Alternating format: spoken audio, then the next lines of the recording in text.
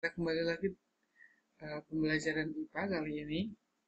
Oke, pembelajaran IPA kali ini kita akan membahas tentang fisika.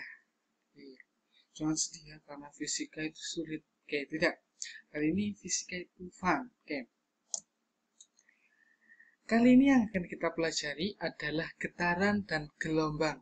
Nah, sebelum kita masuk ke getaran gelombang, oke, kalian sudah ada bayangan apa itu getaran, apa itu gelombang? Oke. Sebelum kita masuk ke materi, Bapak punya satu peristiwa, coba kalian analisis.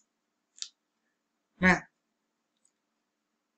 suatu ketika kalian pernah enggak bermain penggaris entah itu penggaris plastik, penggaris dari besi. Nah, kalian tempelkan di bangku, terus ujung yang satunya kalian pukul. Nah, apa yang terjadi? Dia kan akan bergetar-getar. Nah, bergetar-getar tersebut itu disebut dengan getaran.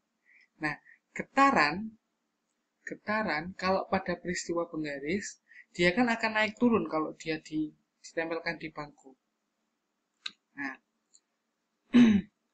next. Apa sih getaran? Kok tadi peristiwanya penggaris dipukul, terus dia bergetar. Nah, getaran itu sendiri dalam ilmu fisika, getaran merupakan gerak bolak-balik secara berkala melalui satu titik kesetimbangan. Apa itu titik kesetimbangan? Titik kesetimbangan itu yang disebut dengan titik normal. Jadi kalau dia tidak diapa-apakan, dia akan lurus. Yang berwarna merah ini itu dinamakan dengan titik kesetimbangan. Ya, bolak-balik dia ke kanan ke kiri, ke kanan ke kiri. Itu namanya getaran. Kalau penggaris tadi itu dia naik turun, naik turun, naik turun. Itu juga peristiwa dalam kehidupan sehari-hari yang disebut dengan getaran. Di contoh yang lain apa? Banyak. Kalau kalian mendodok pintu itu juga termasuk getaran.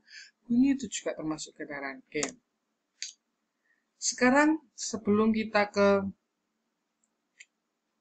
materi selanjutnya. Nah, kalian perlu tahu yang dinamakan dengan amplitudo, frekuensi, sama periode. Nah, apa itu amplitudo? Amplitudo itu merupakan simpangan terjauh dari titik kesetimbangan. Jadi tahu titik kesetimbangannya? Nah, nanti kita jelaskan. Apa itu amplitudo? Bagaimana amplitudo? Oke. Frekuensi sama periode itu sama-sama berhubungan dengan banyaknya getaran sama waktu. Kalau frekuensi itu banyaknya getaran dalam 1 sekon. Tapi kalau periode itu waktu yang dibutuhkan untuk benda bisa bergetar selama 1 getaran. Itu dinamakan dengan periode. Jadi kebalikannya ya, diingat-ingat kebalikannya. Frekuensi itu banyaknya getaran dalam 1 waktu. Sedangkan kalau periode itu waktu yang dibutuhkan untuk 1 kali getaran.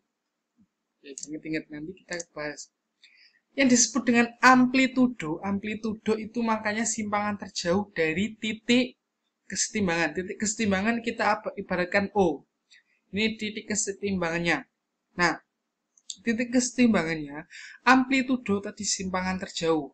Simpangan terjauh itu berarti kalau bandul ini dilepas dari sini, dia ke sini, dia kembali lagi ke sini, terus ke sini, kembali lagi ke tengah. Nah, ketika dia di A, terus kembali, ketika dia dari O ke A, itu dinamakan dengan amplitudo. Begitu pula dari O ke B itu dinamakan dengan amplitudo. Jadi AO itu pasti sama dengan BO. Ya, diingat-ingat. AO itu sama dengan BO. Jadi nilainya AO itu pasti sama dengan BO. Nah, yang ditempuh dengan amplitudo itu besarnya O ke A atau O ke B. Itu disebut dengan amplitudo. Sedangkan kalau disebut dengan satu getaran bagaimana, Pak? Kalau satu getaran itu dia bolak-balik. Yang pertama dari O ke A, dari A ke O lagi, dari O ke B, dari B ke O lagi. Itu disebut dengan satu getaran. Ya. OA, OA, O, terus B, terus ke O lagi, itu disebut dengan satu getaran.